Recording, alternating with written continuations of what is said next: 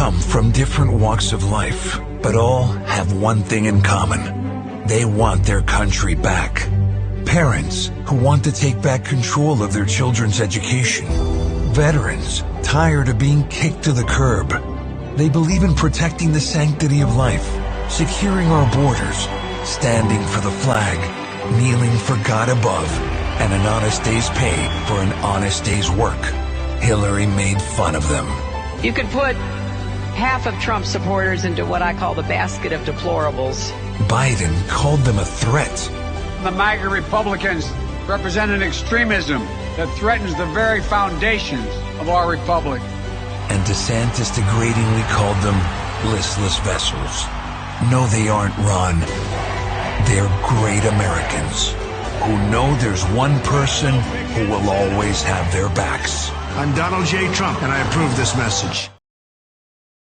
Good morning, good evening, good afternoon. Welcome, everyone, to another primary.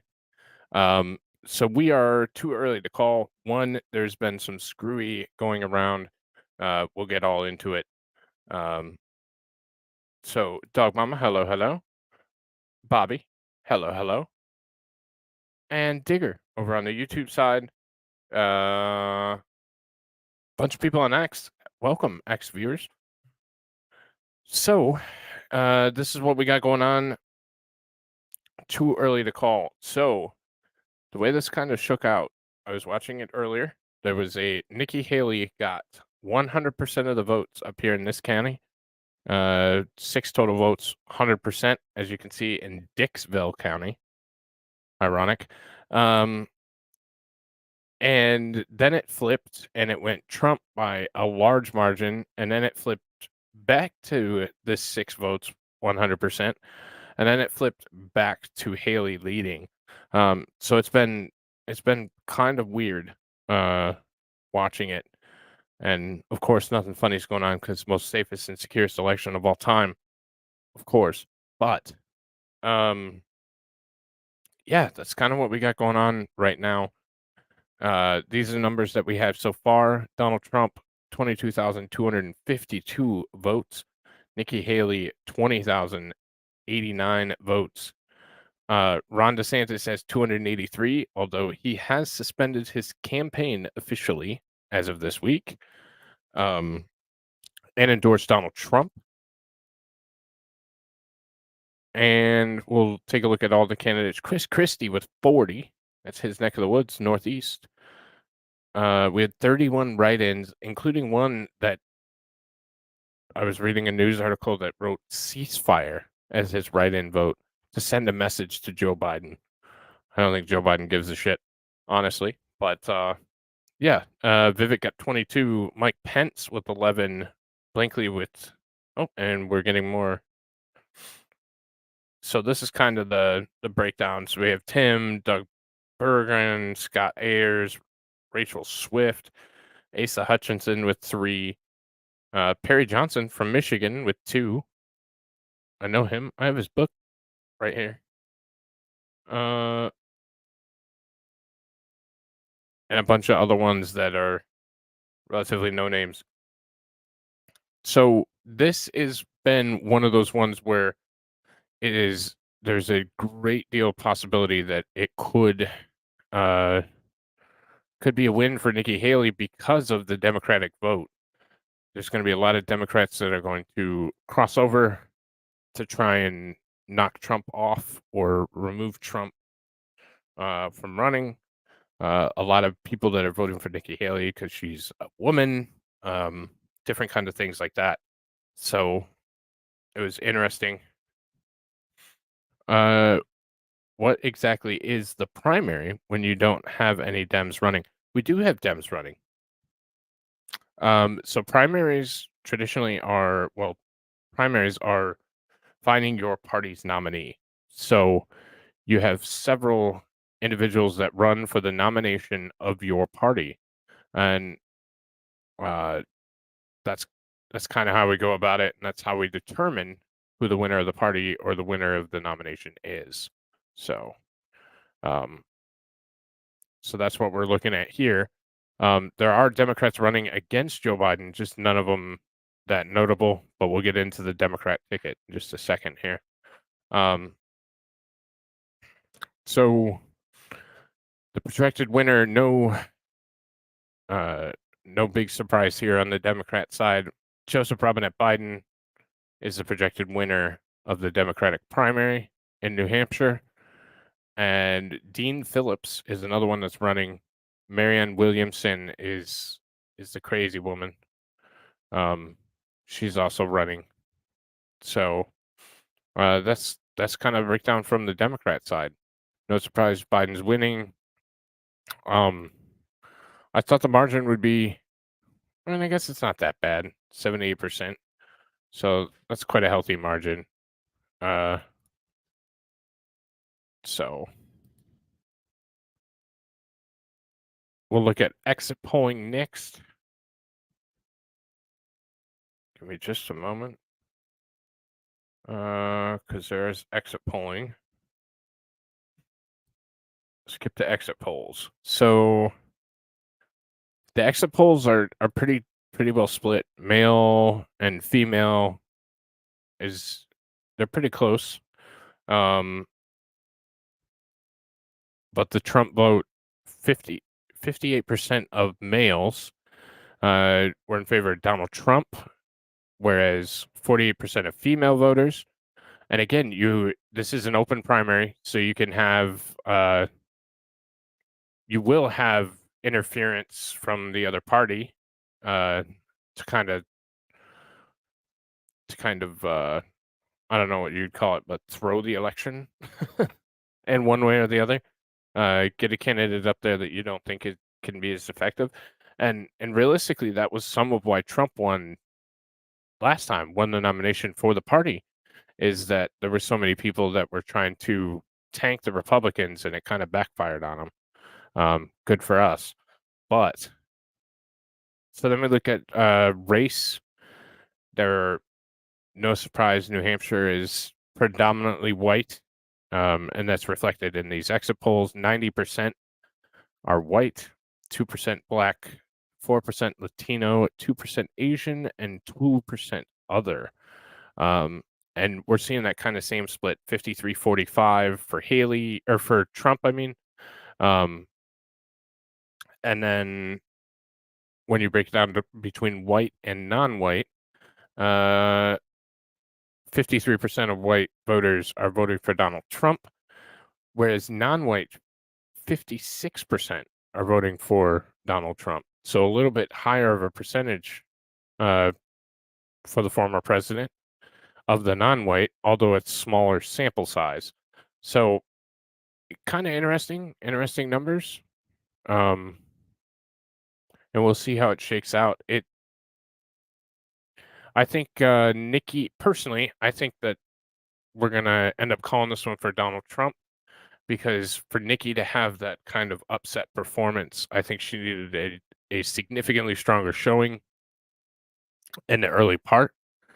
But we'll kind of look at the map here for a moment and see where we're at and see kind of what we're looking at. So let's grab that. So again, we would see, so Concord's 95% in. No surprise Nikki Haley would win. She's been doing better in kind of the cities for the most part. Then we look down at Manchester. Haley's winning. This one we don't. Nashua, we have no votes in. Francona, Haley's winning.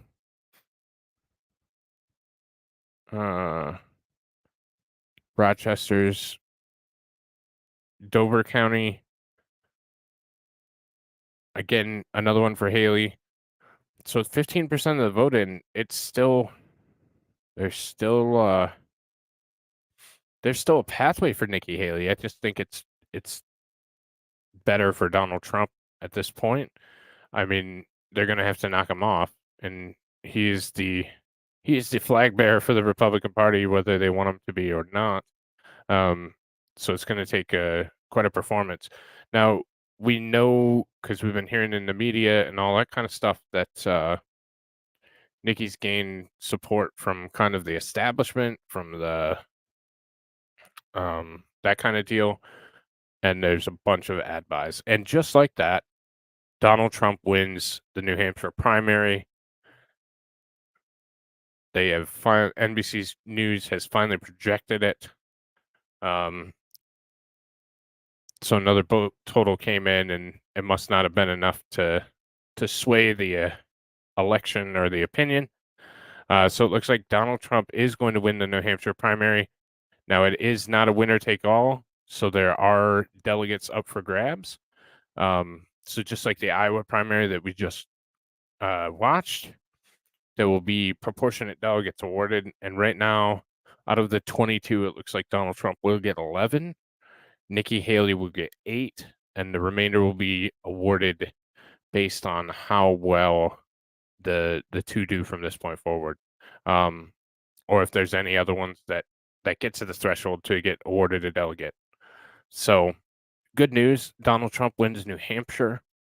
There should be no question at all at this point who the nominee is for the Republicans. Donald Trump should be your nominee for president on the GOP. Even in the 2-horse race in a very friendly environment for Nikki Haley, Donald Trump still came out ahead. So, DeSantis, although withdrawn, he again he's sort of withdrawn, so they suspend, so he could still be awarded delegates, but he doesn't look like he had that great of a showing in New Hampshire. Well, that was fast. Yeah, I thought it was gonna take a little bit longer to get results, just because of the nature of it and how favorable this territory was to Nikki Haley. But Trump wins. That's his second state in a row, second of the early states, and we have some more coming up in the near future. So let me get primary schedule up.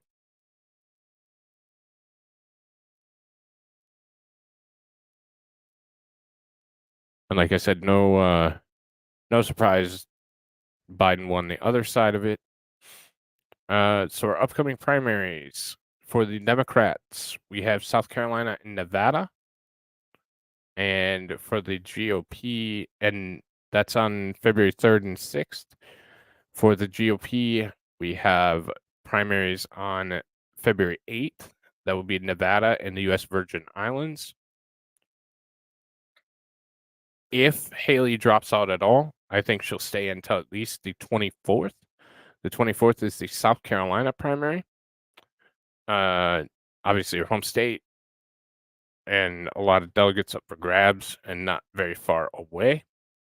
And then we round out February with the great state of Michigan holding their presidential primary on February 27th. So that's that's what we got coming up. Actually, I'll just show this page. So we have South Carolina and Nevada on February 3rd and 6th, respectively. On the 8th, we have Nevada and the U.S. Virgin Islands. And then that big South Carolina primary for the Republicans. I think if you see Haley getting just trounced in that one, being its home state and all that good stuff, I think that you could likely see Nikki Haley suspend after that point. I don't think there's much left for her to do at that point. I don't think there's much left for her to do after this, and it wouldn't be surprising to me if Trump just had the nomination immediately. But we know that they hang on way too long, so I wouldn't count on it. I would put my money in that she will withdraw somewhere probably after that 24th of February date, staying a little bit longer. So, but there you have it. That was quick and painless. Donald Trump, nearly 28,000 votes to Nikki Haley's 23,817. And they feel comfortable calling it for Donald Trump with 16% of the votes in. So yeah, that's going to be it for us right now. About 15-20 minutes, Digger and I will be doing our normal stream. So look for us for that. Until then, have a good night, everybody, and I will see you again very, very soon. Take care.